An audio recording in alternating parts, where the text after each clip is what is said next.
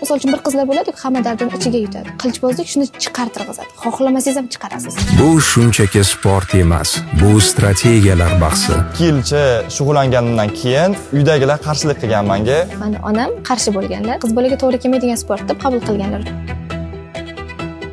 Esimda onam ham o'sha payt men sendan medal ham kutmagandim-ku, o'zi 3 oy bo'ldi-ku shug'ullanganingga, unga ham shukr. У меня дома очень много всяких игрушек, мечей, топоров. Qo'llarimni esnab qon oqib turardi-da. Murabbiylarsiz men hech narsa qila olmasdim. Не будет результатов, не будет соревнований. Keyin to'xtatdim kelmadi. Qilichbozlik bu raqibdan bir qadam oldinda yurish o'yini bo'lib, unda har bir harakat rejaning bir qismi, har bir lahza tashabbusni qo'lga olish imkoniyatidir. Bu tezlik va nozik taktik hisob-kitob san'atidir. Недавно мне в жизни ушла дедушка. С самого рождения он говорил, мужчина становится мужчиной, если он занимается спортом.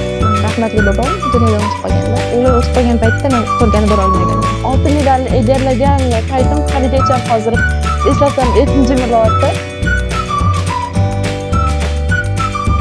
Kichkinaligimdan meni onam erkakdek qilib o'stirgandan keyin meni fe'lim ham shunga tortib ketgan. Bu albatta hammasi Allohdan yutqazib qo'ydim.